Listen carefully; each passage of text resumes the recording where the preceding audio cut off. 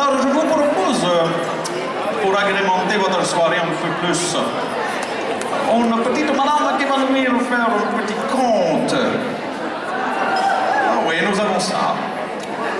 Alors, je vous présente sans plus tarder Madame José Courtemanche.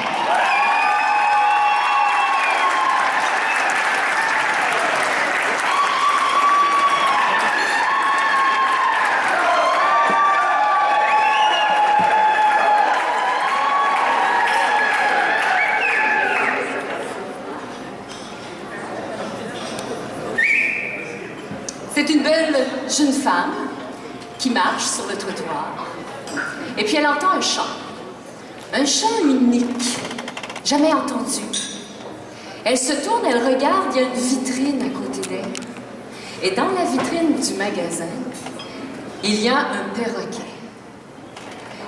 Il a des plumes qui traînent jusque par terre. Et on dirait que toutes les couleurs du monde sont sur ce perroquet-là. Et il la regarde avec ses grands yeux. Et elle voit un petit écriteau en dessous. Il est écrit « Perroquet, chanteur, 50 $. » Et c'est à ce moment-là qu'elle voit à côté, un petit peu plus bas, un autre perroquet. Il est tout gris, déplumé, il se tient comme ça. Il a les yeux qui sortent un peu de la tête. On dirait qu'il est cerné. Et il y a un petit écriteau à côté de lui aussi. Et il est écrit « Perroquet, muet, 300 $. » 350. La belle jeune demoiselle voit une aubaine, elle entre dans le magasin. Elle se dirige vers le vendeur et lui dit « Vous avez vu, là, le perroquet à 50 $ qui chante si bien? Je vais vous l'acheter. » Le vendeur dit « Oh, c'est qu'il faut que vous preniez l'autre avec.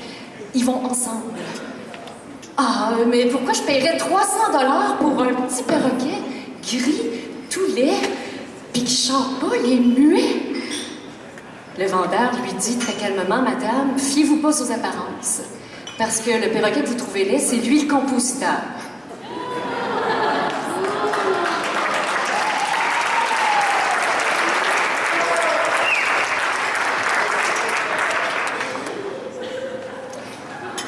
Je vais vous raconter l'histoire d'un petit poulet. Mais pas un petit poulet ordinaire. Ce petit poulet-là avait juste une patte, juste une aile. Il avait juste une moitié de bec, une moitié de tête, une moitié de corps. C'était un demi-petit poulet. Puis, il se promenait sur sa petite patte, comme ça. Mais il était malheureux. Oui, parce que il avait toujours faim, il avait toujours soif. Dès qu'il voulait boire, quand il se retrouvait devant un petit trou d'eau, il buvait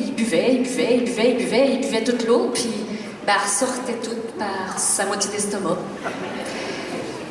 Fait que le petit trou qui était devant lui, le petit trou d'eau, il se retrouvait à côté de lui.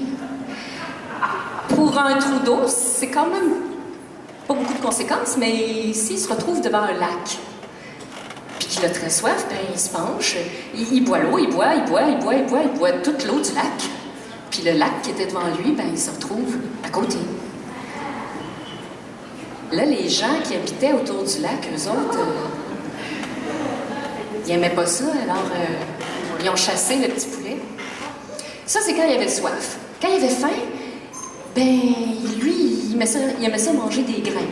Alors, quand il se retrouvait devant un champ, il prenait un grain, ploup, ça ressortait par sa moitié d'estomac, un autre, puis il avait toujours faim, hein? Son estomac était jamais plein, donc il passait à travers le champ comme ça, puis les graines se retrouvaient par terre, dans le bout, puis là, on pouvait plus rien faire avec, hein? Fait que les gens, le chassaient. Et puis le petit poulet, sur sa petite patte, il se promenait comme ça, de village en village. Puis un jour, il s'est retrouvé devant une forêt. Il a décidé de traverser la forêt. Il a commencé, puis là, il s'est rendu compte que il n'y avait rien à manger dans la forêt, puis il n'y avait rien à boire non plus, puis c'était long de traverser la forêt. Alors là, il s'est mis à penser, à réfléchir. Qui suis-je? Où vais-je?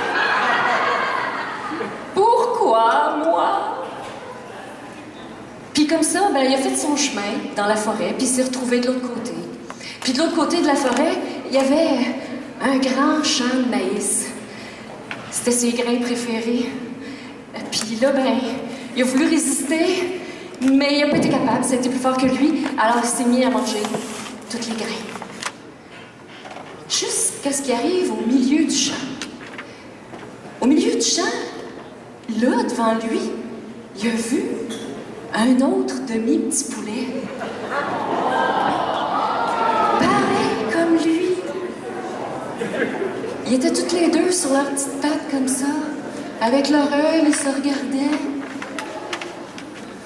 Ils se sont tout de suite reconnus, se sont compris, se sont approchés. Puis là, il est arrivé quelque chose. Les organes se sont noués, les os se sont soudés, la peau s'est collée, puis les plumes ont tout recouvert. Plus rien paraissait. Nos deux demi-petits poulets étaient devenus un vrai gros poulet.